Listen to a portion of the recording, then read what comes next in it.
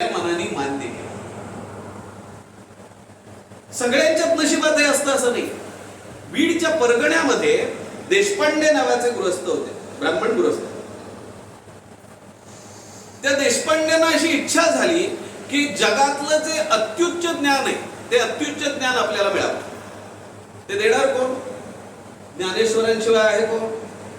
म्हणून ते आळंदीला आले आणि समाधीच्या समोर आसन मांडी घालून 12 दिवस बसून होते. प्रत्यक्ष ज्ञानेश्वर जोपर्यंत मला हे ज्ञान देत नाही तोपर्यंत काही झालं तरी चालेल, मी इथून उठणार नाही. 12व्या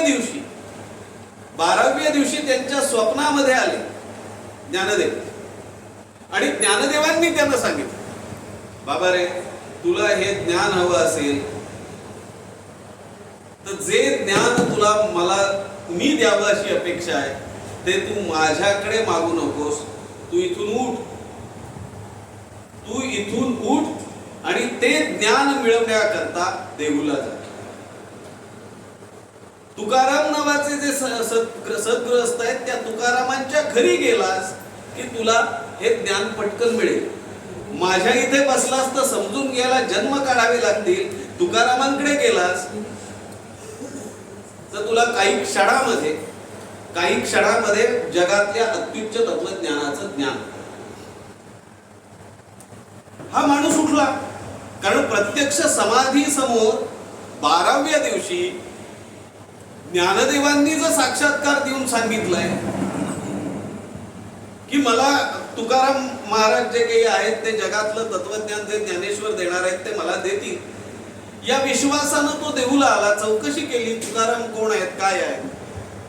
कारण शिफारस ज्ञानेश्वरांची आहे, ज्ञानेश्वरांनी ज्यांची शिफारस करावी असं व्यक्तिमत्व आहे. म्हणून तो देशपांडे देहूमध्ये आला. देहूमध्ये आल्यानंतर घरामध्ये तुकाराम होते, त्यांना भेटला. तुकाराम बाबांना तो म्हणाला, महाराज कुठून आला, काय आला. चौकशी झाली, त्यांनी सांगितलं मी बीडचा आहे, बीड परगण्याहून जगातलं अत्युच्च ज्ञान मिळवण्याकरता मला इच्छा झाली म्हणून ज्ञानदेवांच्या समाधी जवळ मी जाऊन बसलो होतो. 12 दिवस मी अन्न पाणी काही घेतलेलं नाही. शेवटी 12व्या दिवशी ज्ञानेश्वरांनी मला सांगितलं, देहूला जा, तुकाराम नावाची व्यक्ती आहे, ती तुला जगातलं अत्युच्च तत्वज्ञान देईल. म्हणून मी इथे आलो. माझा ज्ञानेश्वरांवर विश्वास आणि ज्ञानेश्वरांनी तुमचं नाव सांगितलं, मला ज्ञान द्या, काय लागेल ते करायची माझी तयारी. तुकाराम महाराज म्हणाले, ज्ञानेश्वरांनी तुम्हाला सांगितलं. आणि त्यानंतर तुकारामांची समाधी लागली आणि त्या अवस्थेमध्ये ते ज्ञानदेवांशी बोलताय. त्यांना ज्ञानदेव दिसत होते का नाही माहित नाही, पण त्या बीडच्या देशपांड्यांनी लिहून ठेवले, ते म्हणले ते ज्ञानेश्वरांशी बोलत होते. आणि माझा विश्वास आहे की ते ज्ञानेश्वरांशीच बोलत होते. कारण ते त्यांना असं म्हणाले, अरे काय जबाबदारी तुम्ही माझ्यावर टाकली. जगातलं ज्ञान म्हणजे त्यांनी असं म्हटलंय, ज्ञान जे देवरूपाने अवतरलं त्याला ज्ञानदेव असं म्हणावं. त्याच ज्ञानदेवांनी ते ज्ञान देण्याची जबाबदारी तुकावाणीवर काय म्हणून सोपवावी. पण आता तुम्ही सोपवलीच आहात तर काय करायचं सांगा, याला देतो ज्ञान मी. तुम्ही सांगितलंय म्हणजे अवमान नाही करणार. त्यांचं काय बोलणं झालं माहित नाही म्हणजे एवढं कळत होता त्या देशपांडे. पण या ललाट रेषा काही वेगळं सांगत असत. त्यांनी म्हणले तिथे 11 अभंग लिहिले तुकारामांनी, 11 अभंग आणि 1 नारळ असा म्हणले, हा ज्ञानेश्वरांचा प्रसाद घेऊन जा, तुला जगातलं ज्ञान कळेल. माझे म्हणले नशीब नव्हतं. त्या देशपांडेने विचार केला, जगातलं ज्ञान 11 अभंगातनी 1 नारळात जर मिळायला लागलं, हा समजतो कोण स्वतःला, कोण तुकाराम समजतो कोण स्वतःला, मला काही जरूर नाही म्हणून तो निघून गेला. त्या देशपांडेनेच लिहून ठेवलं बरं, तो निघून गेला. पण हे नशिबात कुणाच्या होतं, दरवाजावर फकीर आला होता. मग तुकारामांना याची काही, तो नाही गेला का? नाही गेला. तर ते 11 अभंग आणि 1 नारळ, म्हणजे आपण म्हटलं नसं बरं झालं, नाही गेला, 1 नारळ वाचला. त्यांनी तसा विचार, हा विचारच तुकारामांच्या मनामध्ये कधी नव्हता. ठीक आहे, नाही बाबा नेलं, ते पांडुरंगाला असंच म्हणायचं, नाही नेलं, आपलंच काहीतरी चुकलं असेल, नाही नेलं, राहू. ते घेऊन गावातल्या त्या पांडुरंगाच्या मंदिरामध्ये आले. तेव्हा इकडे अनगड शहा नावाचा एक जो फकीर आहे, तो फकीर तुकारामांच्या घरी आलेला होता की मला तुकाराम काहीतरी प्रसाद देणार आहेत, तो द्या. घरच्या लोकांनी सांगितलं तुकाराम इथे नाही आहे, ते देवळात तिकडे गेले आणि ते देवळात आता कधी येतील याला काही नाही. तो देवळात जाऊन त्यांचं काय चालू होतं ते भजन संपेपर्यंत तिथे थांबला आणि तो प्रसाद अनगडशहाच्या हातात पडला. म्हणून तुकारामांची पालखी आता येताना त्या अनगडशहाच्या दर्ग्यामध्ये थांबली. याचं कारण तो प्रसाद अनगडशहाने घेतला आणि अनगडशहा म्हणला मला जगण्याचा खरा अर्थ कळला, मला जीवनाचं खरं तत्वज्ञान कळलं. मला तेव्हा कळलं मी जेव्हा जे काही करतो आहे, जगतो आहे, आणि मी जो काही फकीर म्हणून वावरतोय याला काहीच अर्थ नाहीये. अर्थ त्याला आहे ज्या 11 अभंगामध्ये त्यांनी मला जगण्याचं खरं मर्म कळलं. आणि म्हणून तुकारामांचं वैशिष्ट्य तुम्हाला सांगतो. शेवटी आपण ज्याला म्हणतो ना कनेक्टिव्हिटी नावाचा, म्हणजे हल्लीच्या भाषेमध्ये थोडं बोललं की लगेच कळतं, कनेक्टिव्हिटी हा जो काही विषय आहे ना, तो विषय शेवटी ज्ञानेश्वरांपर्यंत. या सगळ्यांनी कुठे काम केलंय तर ज्ञानेश्वरांनी तुकारामांचं नाव सांगावं, ज्ञानेश्वरांनी एकनाथांना बोलावून घ्यावं. हा जो काही त्याच्यातला संदर्भ आहे, हा संदर्भ तपासून घेतला की कळतं की आपल्याला या संतांच्या मांदी आळीनी प्रत्यक्षात वेगवेगळे दिसत असले तरी सामूहिक जबाबदारी म्हणून केलेलं ते काम. तुकारामांनी ज्ञानेश्वरांच्या हे तुकाराम परत 250 वर्षानंतर आहेत एकनाथांच्या नंतर. पण एकनाथांच्या नंतर 250 वर्षानंतर आलेल्या तुकारामांनी पारायण कसली केली होती माहितीये का? ते भंडाऱ्याच्या डोंगरावर जाऊन बसायचे. तुकाराम उगाचच घडलेले नाहीयेत. आणि एक नक्की, दुष्काळ जर पडला नसता, जो त्या काळातला आजवरच्या इतिहासातला सगळ्यात दुर्दैवी आणि मोठा दुष्काळ महाराष्ट्रात पडला. राधा माधव विलास शंकू पासून सर्व ग्रंथांमध्ये त्या दुष्काळाची भयंकर आपत्ती म्हणून उल्लेख केला जातो. हा जो दुष्काळ आहे, हा दुष्काळाच्या कालखंडामध्ये तुकारामांनी, अनेकांनी तुकारामांना धंदा करता येत नाही, व्यवसाय करता येत नाही म्हणून दूषणं दिली. त्यांना तुकाराम कळले नाहीत. बरं का, तुकाराम तुमच्या माझ्यासारखेच मनाने विचार करणारे होते. पण जेव्हा दुष्काळामध्ये लोक होरपळताना पाहिले, जेव्हा दुष्काळामध्ये लोकांची अवस्था पाहिली, सज्जनो, तेव्हा लक्षात घ्या, दुकान आपलं मोकळं करून दिलं आणि त्यानंतर त्या दिवशी ठरवलं की या ज्या वह्या आहेत ना सगळ्यांच्या, ज्याच्यामध्ये नुसतंच लिहिलेलं आहे, प्रत्येक दुकानदाराला याची एक कधीतरी सवय होते, येणे बाकी असं लिहिणे. आणि नंतर कधीतरी त्याला शब्द फार सुंदर वापरलाय, म्हणजे तो मला आवडतो नाही.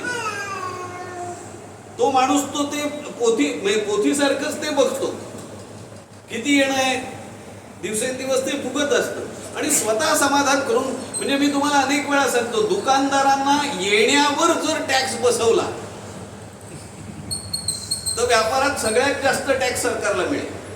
गावातले मॉलमध्ये लोक रोखीनं घेतात आणि गावातला दुकानदार बुडाला पाहिजे असे सर्वसाधारणपणे धारणा असते. तुकारामांनी या दुष्काळाच्या काळात लोकांजवळ काही नाही, ते आपलं देणं देऊ शकणार नाहीत, सावकारी आणि दुकानचा धंदा हा आत्ता करण्याचा हा कालखंड नाही, म्हणून जी काही लोकांची उधारी लिहिलेली होती ती इंद्रायणीमध्ये जाऊन बुडवली. आणि तेव्हा जाईल आज मोकळा झालो म्हणले, आज कुणाचं येणं नाही, कुणाचं देणं नाही. यासाठी खूप मोठं मानसिक तयारी असावी लागते, मोठं मन असावं लागतं.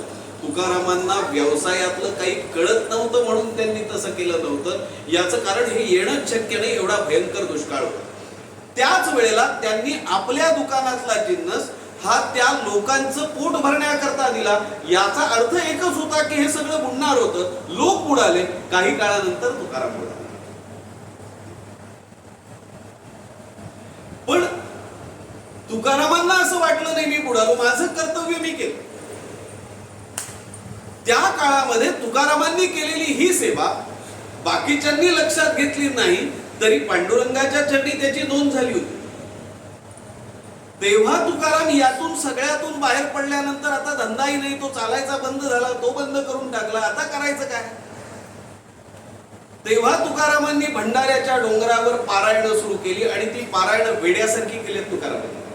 आणि तो ग्रंथ होता भागवताचा. एकनाथांनी लिहिलेला भागवत तुकारामांनी हजारो वेळा वाचलाय, हजारो वेळा पारायण केलं. आणि पारायण म्हणजे 7 दिवसाचं, 8 दिवसाचं, महिन्याचं केल्यानंतर कुठला ग्रंथ होता त्याचं नावही लक्षात नाही असं नाही, ते तुकारामांचं पारायण. त्यामुळे मनन करून, चिंतन करून, श्रोतव्य, मंतव्य, निधिध्यासितव्य या तीनही गोष्टींचा विचार करून केलेलं ते पारायण. हे भागवताचं पारायण केल्यानंतर तुकाराम म्हणाले, मला जीवनाचा खरा अर्थ कळला की जीवनाचा खरा अर्थ प्रेमात आहे. ते प्रेम भक्तांनी देवावर करायचं. भक्ती प्रेमाचा जो आनंद आहे, तो भक्ती प्रेमाचा आनंद मला कळला आणि माझ्या भावनेला, माझ्या भक्तीला, माझ्या भावाला ओलावा आला. फार महत्वाचं आहे बरं. एक अनंतराव आठवले नावाचे दार्शनिक होते, ते एक फार सुंदर कथा सांगतात. या ओलाव्याला किती अर्थ असतो ते म्हणले, नारद म्हणजे मूर्तिमंत वीणा, संगीत मूर्तिमंत संगीत मानलं जायचं. ते नारद आळवणी करत देवाचं भजन गात जेव्हा महाविष्णूंच्या इथे आले, तेव्हा महाविष्णू त्यांना म्हणाले, नारदा माझ्यावर एक उपकार करशील का, मेहरबानी करशील का. ते म्हणले, हो काय झालं. एक गोष्ट लक्षात ठेव, यापुढे तू गाऊ नकोस. तू जे गातोस त्यानं मला त्रास होतो आणि तुझं गाणं ऐकल्यावर जो त्रास होतो त्याच्यावर झालेल्या त्रासावर उपचार करून घेण्याकरता मला गंधमादन पर्वतावर वैद्य शोधावा लागतो. महाविष्णूंनी मूर्तिमंत संगीत असलेल्या, मूर्तिमंत वीणा मानल्या जाणाऱ्या नारदांना हे सांगावं. नारदांना आश्चर्य वाटलं की आजवर मी आळवणी करत होतो, मी म्हणजेच संगीत होतं, आणि असं सगळं असताना सुद्धा देव म्हणतात की तू गाऊ नकोस. कोण आहे गंधमादन पर्वतावर माझ्यापेक्षा उत्तम गाणारा, जे प्रभूला आवडतं. जाऊन बघून ये कोण आहे. म्हणून ते गंधमादन पर्वताच्या पायथ्याशी जेव्हा आले, तेव्हा गंधमादन पर्वताच्या पायथ्याशी 16 वर्षाच्या म्हणजे 16 वर्षीय रूपगर्विता. सौंदर्य म्हणजे काय हे शब्दकोशात बघून नाही कळणार. या मुलींकडे बघितल्यानंतर, या रूपगर्वितेकडे बघितल्यावर सौंदर्याचा अर्थ कळावा अशा 16 वर्षीय रूपगर्विता लांबून पाहिल्या. आश्चर्य वाटलं, या गंधमादन पर्वताच्या पायथ्याशी जंगलात या मुली कशाला आलेल्या. म्हणून त्यांनी त्यांच्या जवळ गेले तेव्हा आणखीन आश्चर्याचा धक्का बसला. दिसायला सुंदर, अप्रतिम, लावण्य म्हणजे काय ते या मुलींकडे बघून बघावं, समजावं. मग असं असताना सुद्धा एकीचं नाक वाकडं, एकीचं दात वाकडा, एकीचा डोळा वाकडा, असं का. म्हणून त्यानं विचारलं, तुमच्यामध्ये हे असं का. त्या म्हणल्या, नारदा खरं कारण सांगितलं तर तुम्हाला राग येईल, खरं कारण सांगितलं तर तुम्हाला राग येईल. नारद म्हणाले, आज धक्का पचवायचाच दिवस आहे, काय असेल ते सांगून टाका. नारदा, तुम्ही जे गाणं गाता ना, आम्ही सुरूप आहोत, लावण्यवती आहोत, सौंदर्यवती आहोत, पण तुम्ही जे गाणं गाता त्यामुळे आमचे असे अवयव चित्र विचित्र वाकडे तिकडे होते. कृपया तुम्ही गाणं नाही गायलात तर बरं. नारदाला हा दुसरा धक्का होता. नारद म्हणले, मग तुम्ही इथे काय करता. तुम्ही गाणं म्हटल्यामुळे जी आमच्यावर वेळ ओढवलेली आहे ती आता दुरुस्त करून पूर्व रूपात येण्याकरता पर्वतावर जातो आणि तिथे परत गाणं ऐकतो, म्हणजे आम्ही व्यवस्थित होतो. पण कृपया तुम्ही परत गाणं म्हणू नका. आहे तरी मग तुम्ही आहात कोण. त्या म्हणल्या, ज्याला राग रागिणी असं म्हणतात ना ते आम्ही. मग गंधमादन पर्वतावर आहे कोण? उत्तर दिलं नाही. जाऊन बघितलं तेव्हा लक्षात आलं. आणि लांबून हे होय, अंजनेय संहिता नावाचा ग्रंथ जो प्रभू हनुमंतानी लिहिला, ते संगीताचे 8 आचार्य जे मानले जातात त्याच्यातले एक आचार्य म्हणजे हनुमंत. मारुतीराय बसलेले होते. मारुतीरायांना यांनी विचारलं, असं असं देवानी सांगितलं, असं असं त्या तुमच्याकडे येणाऱ्या रागरागिण्या सांगतात, हे खरं आहे का? ते म्हणले, देवानी सांगितलेलं खोटं कसं असेल? मग माझं काय चुकतं? तेव्हा ते म्हणले, गाऊन दाखव. नारदानी गायलं. आता म्हणले, मी तुला गाऊन दाखवतो. म्हणून हनुमंतानी गाणं गायलं. त्यानंतर त्या गंधमादन पर्वताचे जे कडे होते ते कडे सगळे विरघळले, पाझरले त्यांच्या गाण्याने. आणि त्यांची जी गदा तिथे ठेवलेली होती, गाणं बंद झाल्यानंतर ते पाझरलेले कडे पूर्ववत झाले, गदा त्यात अडकली. हनुमान म्हणाले, नारदा, आता असं गाणं गा, मी जसं गायलं तसं. हे जे कातळ आहेत, प्रस्तर आहेत, हे परत पाझरतील, मी का गात नाही? तू असं गायला लागलास की माझी अडकलेली गदा मी काढून घेईन.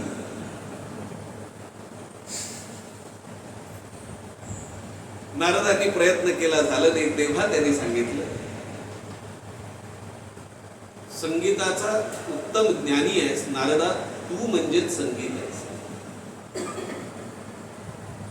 संगीताचा पूर्ण ज्ञानी आहे. आणि म्हणूनच, आता वाक्य नीट आहे का बरं, संगीताचा तो पूर्ण ज्ञानी आहेस. आणि कुठल्याही विषयाचा पूर्ण ज्ञानी असतो ना, तो शुष्क असतो. त्याला भक्तीच्या प्रेमाचा ओलावा नाहीये. मी ते गायल्यानंतर कदाचित ते रागात बरोबर असेल का नाही, मी गायलेल्याचा राग पण येणार असेल, अशी स्थिती असेल. पण मी गायल्यानंतर जर प्रस्तर पाझरतात एवढा त्याच्यातला भाव आहे. आणि खरं सांगू का, या बाकीच्या गोष्टींना काही अर्थ नाही. गायक किती मोठा, त्याच्या पदव्या किती मोठ्या, तो कोणत्या घराण्याचा, काहीच मला एकच कळतं बरं, कुठलीही विशारद, अलंकार, सूर, ताल, लय काही कळत नसलेली आई जेव्हा लहान मुलाला अंगाई गीत म्हणते, तथाकथित जोडलेलं, कारण ते खरंच त्या मात्रा वृत्तात सुद्धा बसणारं नसतं, पण असं असताना ती त्यात काहीतरी चालीत म्हणायचा प्रयत्न करते, तेव्हा त्या नुकत्याच जन्माला आलेल्या, संगीताचा स्पर्शही नसलेल्या त्या बाळाला कळतं ना की आता आपण झोपायचंय. आणि ते झोप, माझ्या दृष्टीने आईच्या हृदयामध्ये जे काही आहे की मी काय म्हणते त्याचा अर्थ शब्दज्ञान नसलेल्या, संगीताचं ज्ञान नसलेल्या, गाण्याचा अर्थ कळत नसलेल्या लहान बाळाला कळतं आणि ते झोपतं. यालाच ज्ञानदेवांनी या हृदयाचे त्या हृदयी कळणं असं म्हटलं. पण हे कळण्याकरता त्याच्यामध्ये जो ओलावा लागतो तो ओलावा तिथे भाव असला पाहिजे. ते भाव प्रकटीकरण हे ज्ञानेश्वरीचं सगळ्यात मोठं सौंदर्य. आणि त्या भाव प्रकटीकरणामुळे ज्ञानेश्वरींनी अतिशय शुष्क असलेले, तत्वज्ञानाने जड असलेले इतके विषय हाताळले, पण तरी सुद्धा ज्ञानदेवी गोड लागली. ज्ञानदेवी गोड वाटली. अनेक वेळा वाचताना कळतच नाही बरं का या ओळीचा अर्थ काय, पण तरी ते वाचावंसं वाटतं, कारण त्या ज्ञानदेवीमध्ये, त्या भाषेमध्ये ज्ञानदेवांच्या साधनेचा ओलावा, भक्ती प्रेमाचा ओलावा. आणि नामदेवांनी हे कार्य पुढे केलं. मी आज म्हटलं तसं की तुकाराम महाराजांनी याच ज्ञानदेवांचे हे कार्य पुढे नेताना, आता ज्ञानेश्वर आणि तुकाराम हा जो प्रवास आहे, म्हणजे बहिणाबाईंच्या शब्दात बोलायचं झालं तर पाया ते कळस, हा जो प्रवास आहे यातला फरक एवढाच आहे की तत्वज्ञानाच्या चौकटीची मांडणी ज्ञानेश्वरांनी केली, त्याचा प्रसार नामदेवांनी केला, त्याचं भक्कमपणे संरक्षण एकनाथांनी केलं. आणि त्याच्यावर या संपूर्ण ज्ञानेश्वरांच्या तत्वज्ञानाचा कळस तुकोबा ठरले. याचं कारण जे ज्ञानेश्वरांना अभिप्रेत होतं. एक वाक्य मी आपल्याला सांगतो, हल्ली एक भयंकर प्रकार झालेला, हे सगळे लोक व्यवस्थेच्या विरुद्ध लढत होते. ते वाक्य एका अर्थाने खरं असलं तरी दुसऱ्या अर्थाने चुकीचं, कारण ते ज्या अर्थाने वापरतात त्या अर्थाबद्दल मला बोलायचं. वर्णव्यवस्थेच्या विरुद्ध लढत होते हे वाक्य अर्धसत्य आहे. ज्ञानदेवांपासून तुकाराम महाराजांपर्यंत सर्वांनी समाज व्यवस्थेचे चटके सोसले होते, पण समाज व्यवस्थेचे चटके सोसल्यानंतर सुद्धा समाजातल्या या व्यवस्थेच्या विरुद्ध ही व्यवस्थाच नष्ट करावी असं ज्ञानदेवांपासून तुकारामांपर्यंत कोणीही मांडलेलं नाही. या व्यवस्थेतल्या दोषांवर ओरखडे होते. व्यवस्थेतले दोष बाजूला करण्यासाठी व्यवस्था परिवर्तनाची त्यांची तयारी आहे, पण मूळ ही जी चौकट आहे वर्णाश्रमाची हीच नाहीशी करा हे ज्ञानदेवांनी सांगितलं नाही. आणि त्याचं कौतुक सांगतो तुम्हाला. ज्ञानदेवांना का जावं लागलं पैठणला? संन्याशाच्या मुलांना मुंज करता येत नाही म्हणून जावं लागलं ना. निवृत्ती दादा म्हणाले मुंज केल्यानंतर जे काही करायचं असतं त्याचं ज्ञान मला अगोदरच आहे, मुंजीची गरज नाही. ज्ञानदेव म्हणाले नाही दादा, तुला गरज आहे का मला गरज आहे हा मुद्दा नाही, प्रथा पाडण्याची आवश्यकता आहे. आणि म्हणून आपण शुद्धीपत्र आणूया. लक्षात ठेवा, ज्या आळंदीच्या लोकांनी सांगितलं की तुम्हाला कोणत्याही परिस्थितीत मुंज करता येणार नाही, तुम्ही संन्यासाची मुलात, मौजी बंधनाचा, उपनयन संस्काराचा तुम्हाला अधिकार नाही, म्हणून ते पैठणला गेले आणि शुद्धीपत्र आणले. आता गंमत ऐकायची, ज्ञानदेवांच्या आळंदीच्या समाधी मंदिरात तुम्ही आत्ता जा बघू आणि तिथे सांगा माझी किंवा माझ्या मुलाची, माझ्या भावाची काय असेल ती मुंज करायची. कधी? उद्या, परवा, 1 महिन्यात. नंबर लागत नाही बरं. ज्या समाजानं ज्ञानेश्वरां निवृत्ती, ज्ञानदेव आणि सोपान यांच्या मौजीबंधनाचा अधिकार नाकारला, त्यांच्या मुंजीला प्रतिबंध केला, आज आळंदी सहित सर्व समाज त्या ज्ञानेश्वरांच्या समाधीच्या सान्निध्यामध्ये आपल्या मुलाची, आपल्या नातवाची, आपल्या पणतवाची मुंज व्हावी याकरता जेव्हा धडपडतो, तेव्हा काळाने ज्ञानदेवांवर केलेल्या अन्यायाचा घेतलेला हा सूड आहे. वर्ष बुकिंग करावं लागतं मौजीबंधनासाठी जर ज्ञानदेवान. आणि कारण काय आहे तर तिथे मुंज का करायची? काही जण नाही, आपल्यात नको ते विषय, फॅशन आणि स्टेटस सिम्बॉल. मी हल्ली गमतीनं सांगतो, सवाई गंधर्व महोत्सवाला जातात त्यांना सगळ्यांनाच गाणं कळतं असं नाही, पण सेल्फी काढून आम्ही सामान्य गाणं ऐकत नाही. सवाई गंधर्व हा एक स्टेटस सिम्बॉल. तसं आमच्या मुलाची आळंदी हा वर्ग तुम्ही बाजूला ठेवा, पण आळंदीतच माझ्या मुलाची मुंज का करायची? तर ज्ञानदेवांसारख्या परिसस्पर्श ज्या जमिनीला झालाय त्या जमिनीमध्ये, समाधीमध्ये, संजीवन अवस्थेमध्ये असलेल्या ज्ञानदेवांच्या साक्षीनं माझ्या मुलाची मुंज व्हावी ही धारणा जेव्हा आपली तयार होते, तेव्हा हे मुंज करणाऱ्याच्या लक्षात येत नाही की अरे बाबा याच सद्गृहस्थांना मुंज करायची नाही, करता येणार नाही म्हणून आम्ही हाकलून लावलं होतं. आता लोक तिथे आणि मौजीबंधनाचा संस्कार आळंदीच्या समाधीच्या मंदिरामध्ये करून घेतात. का? ज्ञानेश्वरांचा असाही परिसस्पर्श व्हावा. काळाने उगवलेला सूड आहे. ज्ञानदेवांच्या जीवनाचं हेच वैशिष्ट्य आहे की या कुणीही लोकांनी आपल्यावर झालेल्या अन्यायाचं, मी पहिल्या दिवशी बोललो होतो, भांडवल केलं नाही आणि त्याचं उत्तर लोकांनाच द्यावं लागलं. याचं कारण आता लोक आळंदीला जाऊन मुंजी करतात. ज्ञानदेवांनी माझ्या इथे मुंजी केल्या तर तुम्हाला काही स्कीम जाहीर केलेली नाही,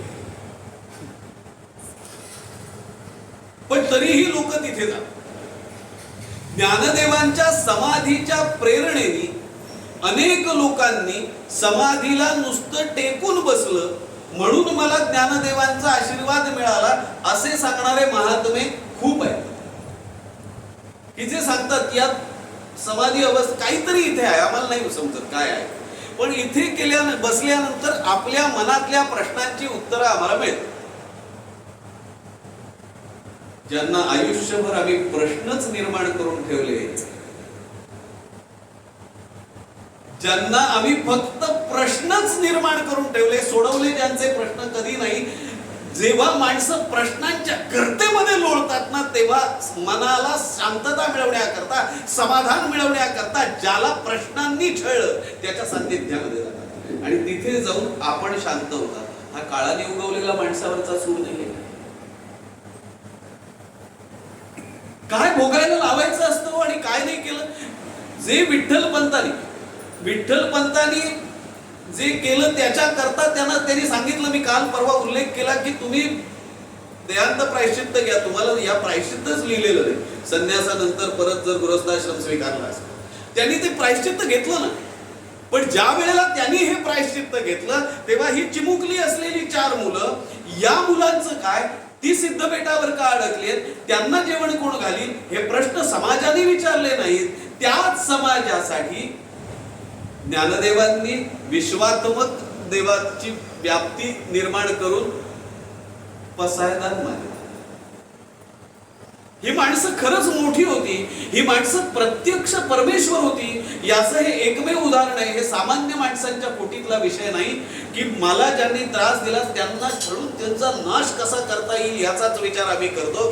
ज्ञानदेवांनी ज्ञानदेवीच्या समाप्ती करताना विश्वात्मक परमेश्वराची रचना करून त्याच्याकडे वरदान मागितलं. कसलं? ज्या समाजाने आम्हाला छळलं त्या समाजाला आशीर्वाद दे.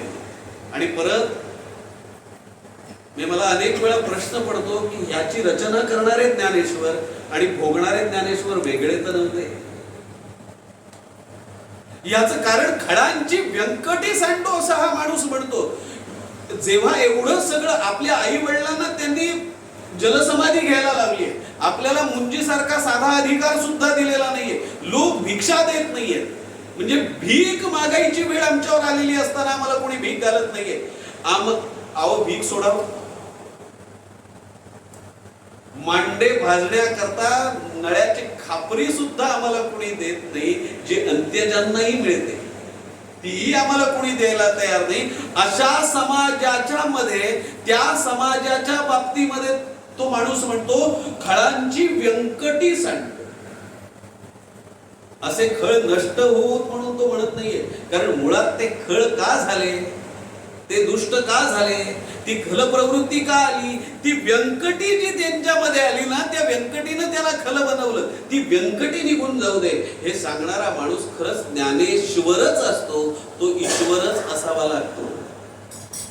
नाहीतर सामान्य कोटीची माणसं फक्त आपल्या अन्यायाविरुद्ध लढतात, तरी अन्यायाविरुद्ध टाहो फोडतात, अन्यायाचं भांडवल करतात आणि ज्यांनी अन्याय केलेले त्यांचा नाश कसा होईल याचा प्रयत्न करतात. पण ज्ञानदेवांनी ते केलं आणि म्हणूनच त्यांचं तत्व चिरंतन राहिलं. आणि आज तुकोबा निळोबा निघून गेले, अर्वाचीन संतही निघून गेले, पण आजही ज्ञानदेवीचं महत्व, ज्ञानेश्वरांचं महत्व आणि आळंदीचा महोत्सव जाऊन बघा, लक्षात येईल. आळंदीला येणारे लोक जे असतात ना, त्यातले काहीच लोक प्रदर्शनीय असतात. दर्शनीय किती असतात हे तिथे पाहिल्यानंतर कळेल.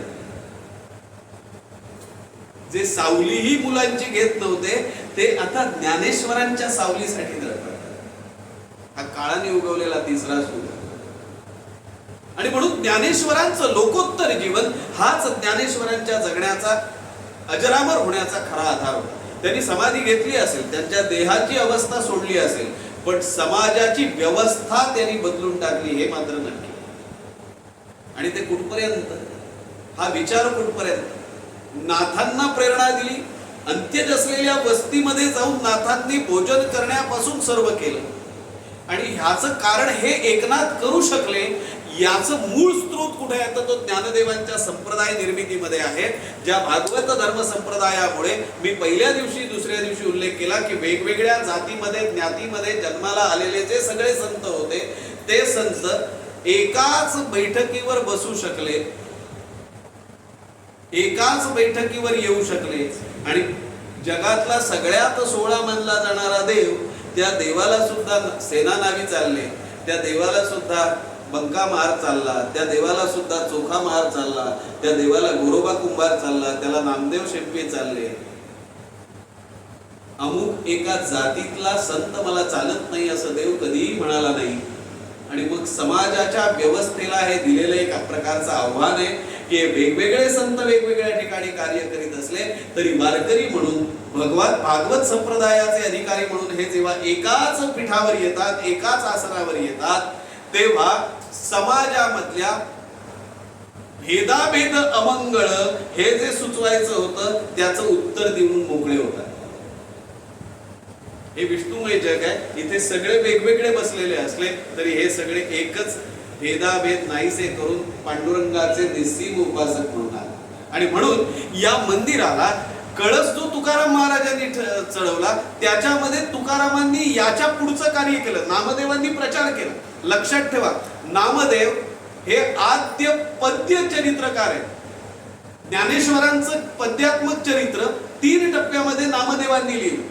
तुकारामांचं चरित्र निळोबांनी लिहिलं. या एकनाथ हे पहिले संपादक आहेत ज्यांनी ज्ञानेश्वरीचं संपादन केलं. आद्य संपादक मराठी वाङ्मयाचे म्हणावं लागतं. आणि तुकारामांनी आता पुढे ही भारुडं झाली,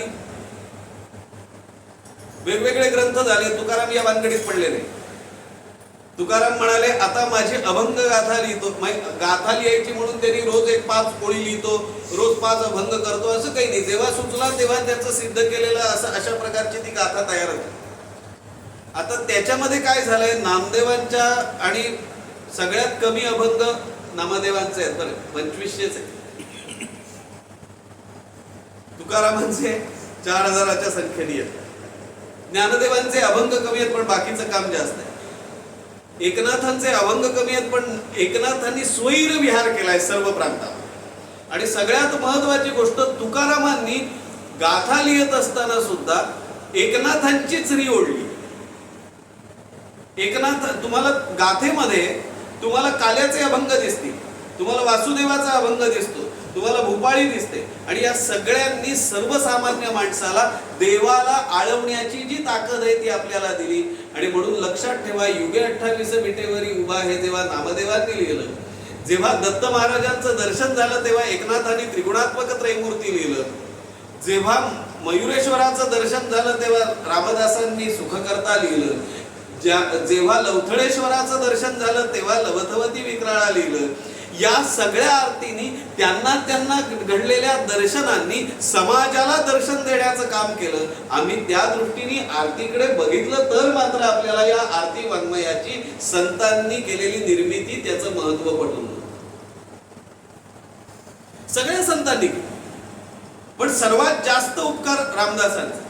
आणि मी जाता जाता फक्त एक उल्लेख या वर्षी केला नाही तर रामदासांवर अन्याय होईल. म्हणजे तुकाराम आणि रामदास हे समकालीन आहे, पण जे काम एकनाथांनी केलं होतं, शेवटी संतांच्या मंदियाळीमधल्या या सर्व संतांनी एकच पंथाने जायचं ठरवलं होतं, एकच मार्ग अनुसरलेला होता. या वर्षी तो उल्लेख करणं आवश्यक आहे, कारण येणारी रामनवमी या घटनेची 350वे वर्ष पूर्ण करणार.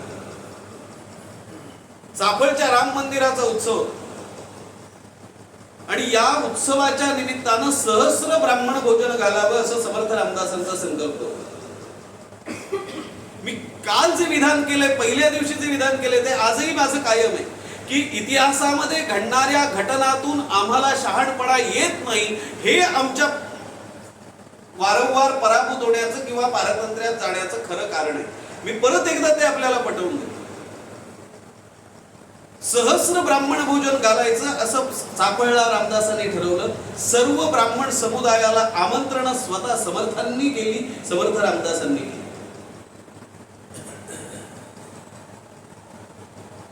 समाजाला वर्णानाम ब्राह्मणो गुरु असं श्रेष्ठत्व मिळालेल्या या वर्णांनी जेवण वाढायची वेळ आल्यानंतर रामदासांना कळवलेलं आहे की आम्ही बहिष्कार टाकतोय, आम्ही तुमच्याकडे येणार नाही असं होतं. आणि त्यावेळेला रामदास त्याच उरमोडी नदीच्या शेजारी राहणाऱ्या चाफळच्या जवळची 2 गाव आहेत त्या गावातल्या हरिजन वस्तीमध्ये गेले. त्या हरिजन वस्तीमध्ये त्यांनी सांगितलं, आज सहस्र ब्राह्मण भोजनाचा संकल्प होता, भूदेव आले नाहीत, आपण भूदेव म्हणून येताना कुरमोडीमध्ये स्नान करा आणि तुम्हाला मी कापडं पाठवतो. पुरुषांना आपल्या आजच्या भाषेमध्ये आपण सांगूया धोतर आणि उपरण, आणि बायकांना लुगडं चुड. आता 1000 नाही, आतापर्यंत 1000 ब्राह्मणच सांगणार होते, आता 1000 दाम्पत्य. आणि म्हणून त्यांनी दाम्पत्य भोजन 1000 चाफळच्या राम मंदिराच्या परिसरामध्ये घातलं. स्वतः समर्थ उभे राहिले. समर्थांनी बसलेल्या सर्व अंत्यजांच्या त्या दाम्पत्य भोजनामध्ये सर्वांना नमस्कार घातला, सर्वांना दक्षिणा दिली आणि सगळ्यांना भूदेव म्हणून सन्मानाचं स्थान दिलं. एकही चोर बोलतो का बघा. या घटनेचं 350वे वर्ष आहे. अस्पृश्यता निवारणाचं काम त्या समाजातल्या लोकांनी जेव्हा केलं, तेव्हा तो त्यांनी केलेला अन्याय सहन केल्यामुळे त्यांनी त्याची केलेली प्रतिक्रिया होती, ते मोठंच आहे. पण सवर्णांमध्ये राहून सुद्धा, अत्युच्च वर्ण असून सुद्धा, त्या वर्णामध्ये सुद्धा आपल्या वर्णीयांनी केलेले अन्याय विसरून जाऊन समाजाच्या मूलभूत संरचनेपर्यंत पोहोचवण्याचं काम याच वर्णांनी केलंय. कधीतरी या वर्णाचे दोष मोजत असताना या वर्णांनी केलेले उपकार पण सांगायला पाहिजेत. बरं, कुणीतरी एकनाथ होते, त्या एकनाथांचं आडनाव काय होतं हे कधीतरी विचारात घ्या.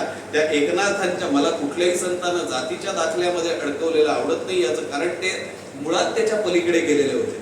पण तरी हे सांगावं लागतं की ज्ञानेश्वर कुठले होते बघा, एकनाथ कुठले होते बघा, रामदास कुठले होते बघा.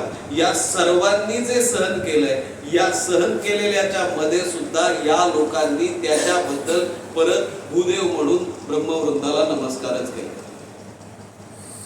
पण अस्पृश्योद्धाराचं काम या संतांनी खूप मोठ्या प्रमाणावर केलं. म्हणून पुढच्या समाज सुधारकांना त्याच्यामध्ये अधिक जवळ जाता आलं, अधिक ते पुढे नेटानं काम नेता.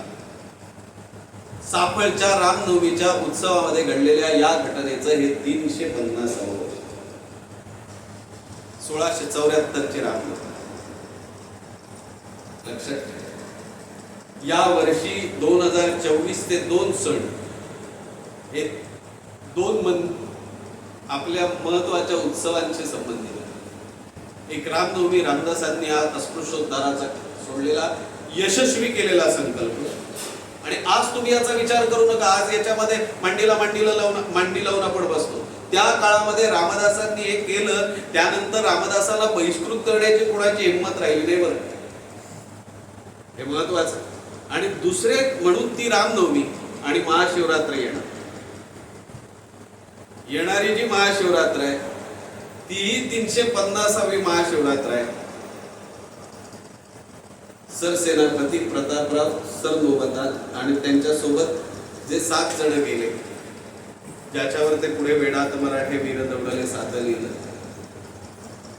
त्या घटनाक्रमाला 350 वर्ष. आणि एकनाथांची एकनाथ षष्ठी 425 वर्ष. आणि कौतुक सांगू का एकनाथांचं कौतुक काय माहितीये का? ते आपल्या गुरूंची महती सांगताना विचारतात. मला अनेक ही कल्पना आवडली. बरं, वाढदिवस प्रत्येकाचा वेगवेगळा साजरा करायचा हे काही बरं नाही. प्रत्येक वेळेला वेगवेगळी व्यवस्था करायला लागते. एकनाथांना गुरुदर्शन झालं ती तिथी, म्हणजे गुरु कृपा झाली ती तिथी. एकनाथांच्या गुरूंचा जन्म झाला ती तिथी.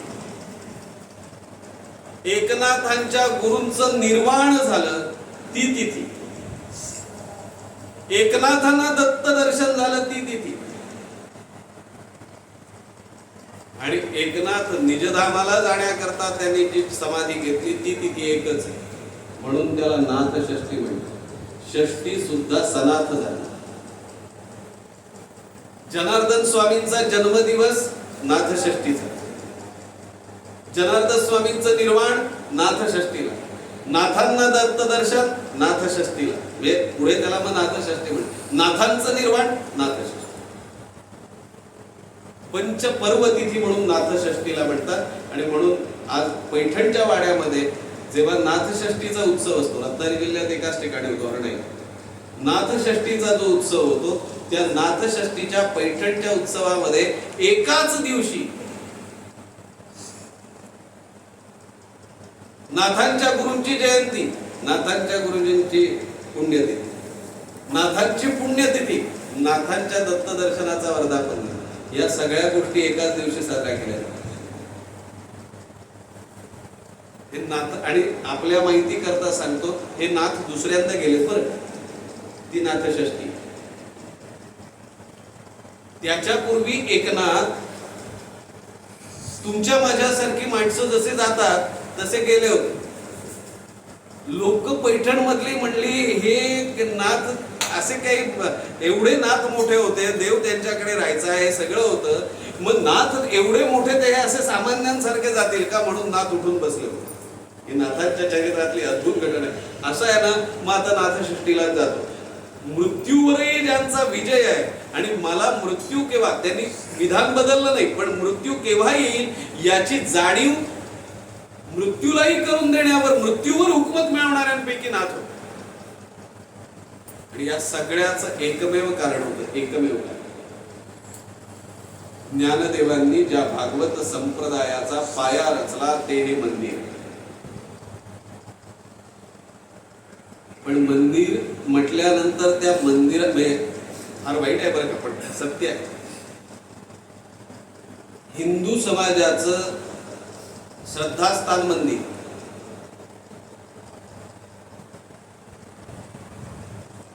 धर्मस्थान मंदिर.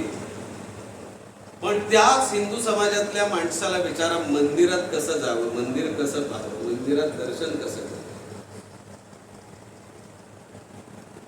डॉक्टर देगलूरकरांना मंदिर कसं पाहावं हा ग्रंथ लिहावा लागला बरं.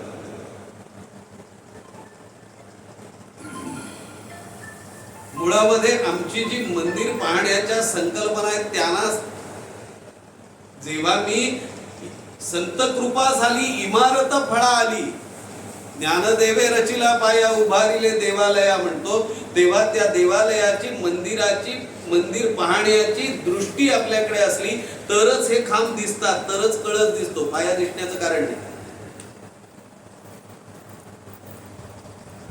मंदिर बाहेरून पहिल्यांदा पाहावं, मग आत यावं.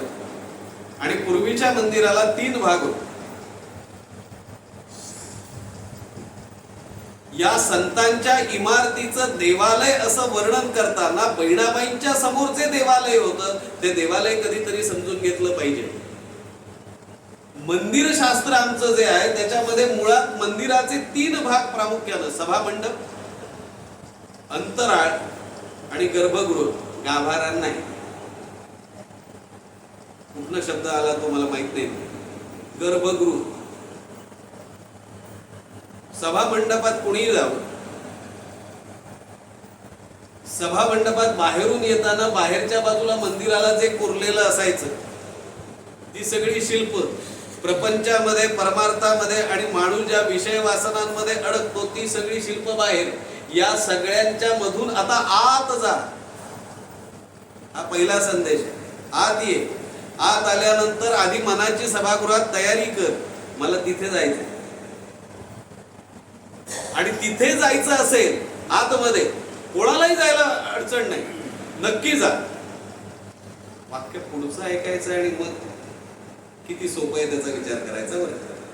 कुणीही जा, त्याची जात बघण्याचं कारण नाही, त्याचा विचार करण्याचं कारण नाही, लहान आहे मोठा आहे, कुणी जा, कुणी जा. त्या सभागृहात या विषय वासनांमधून येण्याचं भाग्य मिळालंच तर सभागृहामध्ये आल्यानंतर या सभागृहामध्ये जो विचारांचा कल्लोळ आहे हे सगळं मी बघितलंय. काही क्षण तिथे बस आणि त्याच्यानंतर जरा हलकं वाटायला लागलं की त्या अंतराळात जा आणि अंतराळात पूर्ण रिकाम. आणि अंतराळात जमलं जाणं आणि अंतराळात यशस्वी झालं तर मग तू ब्राह्मण आहेस, लहान आहेस, मोठा आहेस, पुजारी आहेस का नेता आहे बघण्याची गरज नाही. मात्र अंतराळात मन पूर्ण रिकाम करून सगळ्या विषय वासना बाजूला करून आता जागा निर्माण करून ठेवली की त्याला बघायचा, तोपर्यंत देवाला बघायचं नाही. तो बघितला आणि जर का मी तितका पवित्र असेल तरच मी आत जायचं. त्याला साठवायचा. जी रिकामी केलेली जागा आहे ती जास्त वेळ मन रिकाम ठेवू नये. सैतान बसतो तिथे परमेश्वराला साठवावा. परत पूर्वीचे लोक म्हणायचे 2 मिनिटं टेकूया. तो साठवलेला आत नीट. या चांगल्या गोष्टींना बराच वेळात ठेवता येत नाही बरं का. उमळा सुटायला लागतात त्या बाहेर पडण्यासाठी. त्यांना साठवून आत ठेवायचं आणि मग घरी जायचं. दुसऱ्याच्या नाही, स्वतःच्या.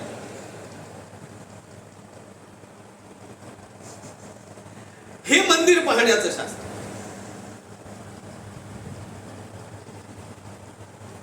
मी तुम्हाला खरं सांगतो बरं, या लोकांनी कधीतरी आपल्याकडे मी माझा स्वतःचा अनुभव सांगतो. माझ्या घरात शेजारी मंदिर, फार जुनं मंदिर आहे. अनेक वेळा मी ते बघितलेलं आहे. दिनेशही गेला. लक्ष्मी केशवाचं मंदिर. आम्ही लहानपणी तिथे खेळलो. माझा माणसाला अहंकार कसा असतो, देऊळ बघित शेकड्यांनी वेळा बघितलं. टिपिकल कोकणातला होता. शेकड्यांनी वेळा बघितलं. पण जेव्हा देगलूरकर सर तिथे उभे राहतात ना आणि फक्त एवढंच म्हणतात, आहा हा लक्ष्मीपती. मिळवलेल्या माणसांनी हे काय आम्हाला सांगायचं, तो लक्ष्मी केशव आहे म्हणजे लक्ष्मीचाच पती आहे. ते म्हणले तसं नाही. ह्याचा गळा बघ. या गळ्याला 3 वळ्या आहेत. याला त्रिवलयांकित गळा म्हणतात. ज्याच्या गळ्याला 3 वळ्या पडतात तोच लक्ष्मीपती असतो. अंगलक्षण होणार.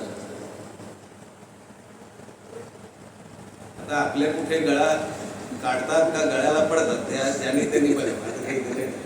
एका गळ्यावर तो माणूस 1.5 तास बोलत होता. आमच्या तेव्हा लक्षात येतं की देवालयाची जेव्हा त्यांनी कल्पना दिली, बहिणाबाईंनी निर्माण केली, तेव्हा देवालय या शब्दामध्ये, मंदिर या शब्दामध्ये केवढा विचार आमच्या शास्त्रज्ञांनी, आमच्या तत्वज्ञान मांडणाऱ्या ज्ञात्यांनी केलेला होता. केवळ मंदिरात एक देव बसवून ठेवायची जागा एवढं मंदिर नाहीये, तर त्या मंदिरामध्ये समाजामध्ये जे स्वास्थ्य निर्माण करायचं, त्या समाजाच्या स्वास्थ्याची ती पंढरी, तिथून ते घेऊन जायचं. आणि म्हणून असं ते पावित्र्याने भरलेलं देवालय, त्याची जागा ज्ञानदेवांचा पाया. जिथे ज्ञान हाच देव मानला जातो, तोच पाया असतो, तेव्हा त्याच्यावर एकनाथांसारखा स्तंभ उभा राहिला तर त्याला नवल काहीच नाही. त्यांनी समाजात तो स्तंभ किती मोठा होता काल सांगितलं. त्याच्या पुढचं एक वाक्य टाकून पुढे जातो. समाज आत, ओसरीच्या आत न येणाऱ्या माणसांना त्या समाजामध्ये, त्या चौकटीत बसवून नाथांनी संप्रदायाला बळकटी आणली. कारण शेवटी माझ्याकडे जुनी माणसं सांगायची, त्यांच्या श्रीमंतीच्या व्याख्या वेगळ्या होत्या. ती अशी माणसं म्हणायची की हा माणूस खरंच श्रीमंत आहे. कशावरून? स्विस बँकेत काही नाही द्यायचं, पण कशावरून? या माणसाच्या दरवाजामध्ये येणाऱ्यांच्या ज्या चपला काढलेल्या असतात ना, पादत्राणं ठेवलेली असतात ना, त्यांना जागा पुरत नाही एवढा हा माणूस श्रीमंत. पूर्वीच्या श्रीमंतीच्या संकल्पना वेगळ्या होत्या. आता दरवाजा बंद असल्याने आमच्याकडे कोणी सुद्धा येत नाही, याला श्रीमंती म्हणतात. त्यामुळे प्रत्येकाची व्याख्या बदलत चालली. पण या सगळ्या चौकटींना आत घेण्याकरता नामदेवांनी काय केलं, ज्ञानदेवांनी काय केलं? चौकटीचं विस्तारीकरण केलं. या चौकटीत तुम्ही बसत नाही ना, मग ती चौकट नाहीशी नाही करायची, चौकट थोडी रुंद करू, त्यांना आतमध्ये येऊ दे, त्यांना आतमध्ये घेता येईल एवढी चौकट आपण मजबूत करू. ती चौकट उभी राहिली. खांब नाथांसारखा उभा राहिला. नाथांना वारकरी जवळचे होते, तेवढेच गोंधळी जवळचे वाटले, त्या गोंधळ्यांना नाथ जवळचे वाटले, आणि अनेक अनाथ वाटत राहिलेल्या समाजातल्या अंगांना नाथांमुळे सनाथ होण्याचं भाग्य मिळालं. हे एकनाथांनी केलेलं मोठं कार्य आहे. आणि त्यामुळे पुढच्या काळात तुकारामांनी या सगळ्यांना बरोबरीनं एकत्र आणून जीवनाचं तत्वज्ञान, वेदांचा तो अर्थ आम्हासीच ठावा हे सांगताना त्यांनी वेदांना कमी लेखलं नाही, वेदांमधलं तत्वज्ञान चुकीचं आहे असं म्हणाले नाही, तर वेदांचं तत्वज्ञान अभंगांच्या तत्वज्ञानाच्या, अभंग तत्वज्ञानाच्या रूपाने समाजासमोर आणलं. आणि खरं सांगू का, अनेक मराठीमध्ये पदवी घेतलेल्या लोकांनी त्यांची परीक्षा घ्यायची असेल तर फक्त एखाद्या तुकारामांच्या अभंगाचं विवेचन त्यांना करायला सांगा, आपल्याला त्यांच्या मराठीच्या ज्ञानाची कल्पना येते. जो माणूस कधीही शाळेत गेला नाही, जो भंडाऱ्याच्या डोंगरावर बसून राहिला, ज्यांनी कायम हातामध्ये टाळ घेतला, ज्यांनी कायम हातामध्ये विणा घेतल्या, ज्यांनी केवळ पंढरीच्या पांडुरंगाची उपासना केली, आणि ज्ञानदेवांनी नामदेवांना सांगितलं पंढरीच्या पांडुरंगाच्या परिघा बाहेर पांडुरंग आहे, तो सर्वव्यापी पांडुरंग अभ्यासण्याकरता तू बाहेर जा. मी काल म्हटलं तसं ते 54 वर्ष बाहेर राहिले आणि त्यानंतर परत पंढरीला आले. एकनाथांनी पंढरपूरला कधीतरी जाऊन आपली साधना केली. तुकारामांनी पंढरपूरला जाण्याचे प्रसंग फार कमी आहेत. तुकारामांनी आपलं वास्तव्य हेच पंढरी केलं, हा त्यातला कळस आहे. तुकारामांनी प्रत्येक वेळेला पंढरपूरच्या पांडुरंगाच्या दर्शनाकरता ते गेले नाहीत, तर पंढरीच्या पांडुरंगाचं दर्शन त्यांना गावातल्या विठ्ठलाच्या मंदिरावर होत होतं. वृक्षवल्ली आम्हा सोयरे हे या दृष्टीने समाजामध्ये होत होतं, सृष्टीमध्ये होत होतं. एवढंच नाही तर आपल्या घरामध्येही होत होतं. याही पलीकडे जाऊन तुकाराम सगळ्या लोकांनी अगदी ठरवलेलं आहे की तुकारामांसारखा साधा भोळा माणूस बघता येणार दुसरा सापडणार नाही. प्रचंड साधे होते. पण तुम्हाला एकच मासला सांगतो, तुकाराम काय होते हे या एकाच घटनेने कळतं आणि वाणीला विराम. तुकारामांनी काय सांगितलं, आपल्या बायकोला सांगितलंय. बरं, ते दार्शनिक होते का नाही हे कळण्याकरता हे छोटं उदाहरण. त्यांनी आपल्या बायकोला बोलावलंय. संत तुकाराम या चित्रपटामध्ये अनेक लोकांना तुकारामांच्या पेक्षा तुकारामांची बायको जास्त आवडते, कारण तिच्या एवढी खास्ट बाई कुणी नव्हती. तुकारामांनी आपल्या बायकोला बोलावलं आणि ते खिडकीतून बाहेर बोट दाखवत म्हणाले, तुला तुझी आई बघायची आहे. मला तुकारामांच्या विनोद बुद्धीची, तुकारामांच्या प्रज्ञा बुद्धीची आणि तुकारामांच्या योग्य जागेवर मर्मस्थानावर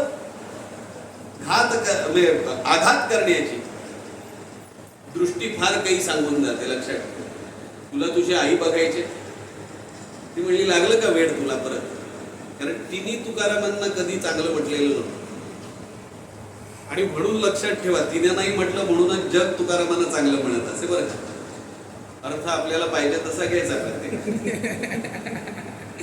तुकारामांनी प्रश्न विचारला, तुला आई बघायची? ती म्हणली, परत वेळ लागला का तुम्हाला? माझी आई मरून किती वर्ष झाली.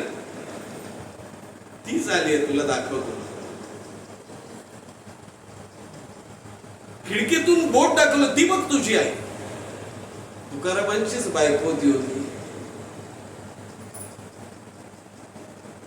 म्हणजे जमदग्नींचा राग बहुतेक ते तिच्याकडे देऊन गेलेले असावेत. अशा थाटामध्ये ती म्हणाली, माझ्या आईला तुम्ही गाढवीण म्हणता. उकिरड्यावर एक गाढवीण चढत होत. तुकारामांनी त्यावेळेला लिहिलेला अभंग आहे, माझ्या रामा विसरलीस म्हणून गाढवी झालीस, आता कैसी पूर्ण पोळी श्वान सुकरे थंडाय. जेव्हा माणसाचा जन्म होता तेव्हा त्या देवाला विसरलीस, त्यामुळे आता तेव्हा पुरणपोळी शिवाय पान हलायचं नाही, आता उकिरड्याशिवाय दुसरं काही मिळत नाही. आणि मग हा बायकोला दिलेला संदेश होता. बरं, पण दोघांच्याही भक्तीमध्ये असामान्य स्थान आहे. एक तुकाराम निस्सीम प्रेम, आणि तुकारामांची ही दुसरी बायको पांडुरंगावर विरोधी भक्ती करत असते. पांडुरंगाला तिनं कधीही चांगलं म्हटलं नाही, तरीही तिच्या पायातला काटा पांडुरंगाने काढला. लक्षात ठेवा, जीवनाचं तत्वज्ञान इथे कळतं. आयुष्यभर ज्याच्यामुळे माझ्या संसाराचं, माझ्या नवऱ्याचं वाटोळं झालं, म्हणून त्या पांडुरंगाला शिव्या द्याव्या, त्या पांडुरंगाने तुमच्या पायातला काटा काढावा, याचं कारण एकमेव संत आहे की ज्या संतांनी परत एकदा मागणं मागताना सर्व संतांचं मागणं बघा, जेव्हा हे सगळे ज्ञानदेवांच्या पावलांवर चालत होते का नाही आपल्याला कळेल. ज्ञानदेवांनी आता विश्वात्मके देवी येणे भाग्यज्ञ तोषावे तोषोनी मज द्यावे पसायदाने, हे मागणं मागताना ज्यांनी आपल्यावर अन्याय केला दुरितांचे ती मिरजाव, हे मागणं मागितलं विश्वकल्याणाचं. ज्या विश्वानी अन्याय केला त्यांच्यासाठी नामदेवांनी मागणं मागितलं, अकल्प आयुष्य व्हावे तया गुळा माझी यात. हरिदासांचं चांगलं करण्याचीच कल्पना त्याच्यामध्ये, विश्वात्मक कल्याणाचीच कल्पना आहे. तुकारामांनी जेव्हा मागणं मागायची वेळ आली तेव्हा तुकारामांनी देवाकडे हेच मागणं माग, सगळ्यात सोपं आणि सगळ्यात मर्मभेदी मागणं, हेची दान दे गा देवा तुझा विसर न व्हा. कारण बाकी तू देशील येशील ते देऊन आमच्याकडे राहील संपेल माहित नाही, पण तुझा विसर होऊ नये एवढंच मला ज्ञान, एवढी मला वरदान दे. तुकारामांनी हे मागितलं. तुकारामांचा हा प्रवाह पुढे चालू राहिला. आजही तुकारामांच्या संप्रदाय म्हणजे या प्रत्येकाचा स्वतःचा एक शिष्यवर्ग निर्माण झाला हे नक्की आहे, पण ते सगळे भागवत संप्रदायामध्येच आहे. लक्षात ठेवा, तुकारामांनी स्वतः सांगितलं, नाथांनी आणि ज्ञानेश्वरांनी मला उर्मी दिली, ज्ञान दिलं, मला पांडुरंग कसा बघावा हे समजावं. आणि म्हणून पांडुरंगाच्या मूर्तीतला परब्रह्म मी शोधू शकलो हे त्यांनी लिहिलं. आणि त्यांनी आपलं श्रेय ज्यांना आम्ही कळसाचे अधिपती म्हणतो त्यांनी पायालाच दिले. आणि म्हणून या सगळ्यांचे पाय जमिनीवर होते हे लक्षात ठेवा. त्यांनी अत्युच्च पद प्राप्त केलं होतं. परमेश्वर त्यांना आपलासा झाला होता. परमेश्वर आणि ते वेगळे असं काही भानगड नव्हती. एकरूपता होती, सायुज्यता होती, स्वरूपता होती, सलोकता होती, समीपता होती. सर्व वृत्ती त्यांना मिळाल्या होत्या. पण तरी सुद्धा परमेश्वर मला कुणी दिला? ज्ञानदेवांनी दिला. या सगळ्यांची वाट कुठेतरी ज्ञानदेवांच्या समाधीपर्यंत, ज्ञानदेवांच्या चरित्रापर्यंत, ज्ञानदेवांच्या जीवनापर्यंत जाते. आणि म्हणून अजान वृक्ष जो तिथे आहे तो वृक्ष आजही अनेकांना ज्ञानदेवांच्या अस्तित्वाची प्रेरणा देतो. तुकाराम त्याचे निश्चित कळस झाले, एकनाथ स्तंभ नक्की झाले. पण सगळ्यात आवडतं काम नामदेवांनी घेतलं. नामातयाचा किंकर, नामदेवांनी सेवेची भूमिका घेतली. ज्या भागवत संप्रदायाचा तत्वज्ञानाचा पाया ज्ञानदेवांसारखा असतो, ज्याचा कळस तुकारामांसारखा अलौकिक असतो, ज्याचे स्तंभ एकनाथ असतात, आपण नामदेवांचे अनुयायी होण्याचा प्रयत्न का करायचा नाही असा प्रश्न प्रत्येकाने आपल्याला विचारा. याच भागवत संप्रदायाची, याच भागवत तत्वज्ञानाची, याच आखून दिलेल्या संत चरणांच्या मार्गाची सेवा किंकर म्हणून, सेवेकरी म्हणून नामदेवांच्या प्रमाण आमचे ज्या दिवशी घडेल त्या दिवशी आम्हाला बहिणाबाईंना जो अर्थ उमगला तो बहिणाबाईंना मिळालेला अर्थ आम्हाला कळेल. कारण लक्षात ठेवा, बहिणाबाईंनी हा अभंग उगाचच लिहिला नाही. बहिणाबाईंचं चरित्र जर कधी मिळालं तर जरूर वाचा. बहिणाबाईंचे नवऱ्यांनी केलेले हाल इतके महाप्रचंड आहे की बहिणाबाईंचे ते हाल वाचतानाही डोळे ओले होतात, डोळ्यांमधले आसवण ठरत नाही. पण कधीही त्या माऊलीनं आपल्या नवऱ्याचा तिरस्कार केलेला नाहीये. तिनं आपल्या वृत्तीनं तुकारामांच्या सान्निध्यामध्ये नवऱ्याची वृत्ती पालटली. ही माणसं खरीच मोठी होती. म्हणून बहिणाबाईंना तुकारामांना ओळखता आलं, नामदेवांना समजून घेता आलं, ज्ञानदेवांचा परिचय करून घेता आला. म्हणूनच त्यांना या भागवत धर्माच्या मंदिराची, देवालयाची उभारणी कशी झाली याचा इतिहास खरं तर मी 3 दिवस बोलतो. त्यातल्या अनेक घटनांना मी स्पर्श केला नाही, विस्तार भय असतो. आणि सगळ्यात महत्वाची गोष्ट मला फक्त आपल्याला एवढंच सांगायचं होतं की ज्ञानदेवांचं कार्य फारच कमी आहे. वयाची गणित केली, आयुष्याचं गणित केलं, पण अनेकांची आयुष्य ज्यांच्यामुळे समृद्ध झाली ते ज्ञानेश्वर फार जगले नव्हते. कदाचित म्हणूनच भरपूर जगणाऱ्यांचे आयुष्य त्याने समृद्ध केले, कारण त्यांना जगण्याचा खरा अर्थ कळला होता. जगावं किती यापेक्षा जगावं कसं, आणि त्या जगण्याचा आनंद कसा घ्यावा हे ज्ञानदेवांकडून समजून घ्यावं. नामदेवांकडून एखादं कार्य हातात उचलल्यानंतर त्याचा विस्तार कसा करावा हे समजून घ्यावं. एकनाथांचा भक्तिभाव घ्यावा आणि तुकारामांचा प्रचारकी थाट घ्यावा. वैराग्य तुकारामांचं घ्यावं. हे घेतलं तर माणसाचं भागवत म्हणून जगण्याचं इप्सित पूर्ण होतं. मला आपल्याला एवढंच सांगायचं होतं की हे देवालय ही संतांची पाऊल वाट होती, आणि ज्या महाराजांनी स्वराज्य मंदिराची उभारणी केली ती याच देवालयाच्या उभारणीमुळे शक्य झाली. यामुळे स्वराज्य उभं राहिलं. स्वराज्य उभं राहिलं म्हणून आज तुम्ही आम्ही आहोत. त्यामुळे संतांची मांदी आहे. विष्णूचं स्थान असणारे शिवरायांसारखे राज्य करतात. समाजातले संत सज्जन यांच्याच कृपेने हे जग चालतं. तुमच्या माझ्या जोरावर हे चालत नाही. समाजामध्ये अशी माणसं खूप कमी असतात, पण ती आश्वासक असतात, जगण्याला अर्थ देणारी असतात.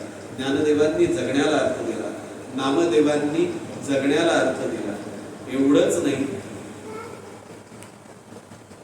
तर मृत्यूलाही अर्थ दिला. मी तुम्हाला सांगू का, एखाद्याच्या मृत्यूचं दिन, एखाद्याचं श्राद्ध दिन लोक उत्साहात नाही सांगत, राजकीय क्षेत्र सोडून. पण आश्चर्य पहा, तुकाराम बीज आनंदाने साजरी होते, एकनाथ षष्ठी आनंदाने साजरी होते, ज्ञानेश्वरांची समाधी आनंदाने साजरी होते. कारण यांच्या जाण्यातही अर्थ आहे जो येण्यातही होता. यांच्या जाण्यामुळे यांचं येणं समृद्ध झालं, आणि यांच्या येण्या जाण्यामुळे आमचं जीवन समृद्ध होतं. आणि म्हणून यांचं जाणंही तेवढंच नेत्रदीपक वाटतं, आश्वासक वाटतं. याचं कारण मी काल म्हटलं असं, ते गेले नाही, ते संजीवन राहिले. त्यांचं अस्तित्व आणि जातं कोण, जरा आपल्या घराघरातनं विचारून बघा. गेल्या 5-1 वर्षामध्ये गेलेल्या, फार लांब जात नाही, आपल्याला पंचवार्षिक सुद्धा आठवण राहत नाही. हा दर 5 वर्षाचा अनुभव आहे. आपण पंचवार्षिकच विचार करू. 5 वर्षामध्ये आपल्या जवळचं, आपल्या घरातलं कोण गेलं असा प्रश्न आपल्याला विचाराल तर त्यांची नावं आठवत नाही. आणि खरं सांगू का, वैभव आणि श्रीमंती काय असते. एकनाथांनी समाधी घ्यावी आणि 425व्या वर्षांनी साजरी. ज्ञानेश्वरांनी समाधी घ्यावी ती 725 वर्ष त्यावेळी आम्ही साजरी करावी. हे कशाने होतं, त्यांच्या येण्या आणि जाण्याला अर्थ असतो म्हणून. जे अनर्थकारी असतात त्यांचं कुणीच लक्षात ठेवत नाही. रावणाची तिथी कुणाला माहित नाही, कंसाची तिथी कुणाला माहित नाही. जाण्याचा दिवस असला तर तो रावण गेला म्हणून साजरा करतात. इथे नाथांनी घेतलेली जलसमाधी, ज्ञानेश्वरांनी घेतलेली संजीवन समाधी, याच्याकडे वात्सल्यानं आणि प्रेमानं आम्ही बघतो. रावण गेला ते बरं झालं असं आम्हाला वाटतं. एवढाच दोघांच्या जगण्यामधला फरक आहे आणि तो मोठा आहे. त्यामुळे मी काल सुरुवात करताना परवाची उजळणी केली, ती महत्वाची. हे वर्ष खूप काही वेगळं सांगून जात. समर्थांनी जे आनंदवन भुवनाचं स्वप्न पाहिलं होतं त्याची पहिली पायरी साकार होण्याची घटिका समीप आहे. समर्थांचं ते आनंदवन भुवनाचं स्वप्न साकार झालेलं आपल्या सर्वांच्या यादीत आपल्याला बघायला मिळतं. एकच नाही, उर्वरितासह मोडिली मांडिली क्षेत्रे आनंदवन भुवन. तो काळ जवळ आहे, ती घटिका, ती वेळ जवळ आहे. पण केवळ मंदिरं बांधून होत नाही. मंदिर उभी राहूनही काही होणार नाही. उभ्या राहिलेल्या मंदिरांना जागतं ठेवलं तर धर्म जागता राहतो, तर समाज जागता राहतो. विठ्ठलाच्या मंदिरामध्ये या संतांनी तो जागता ठेवला आणि म्हणून तो कमरेवर हात घेऊन उभा राहिला तरी सुद्धा भक्तांना मदत करायला एक पाऊल पुढे टाकून नेहमीच सिद्ध राहिला. पांडुरंगाने समचरण राहावं असं जेव्हा संतांना वाटतं तेव्हा समाजाला जगण्याची एक नवी दिशा मिळते.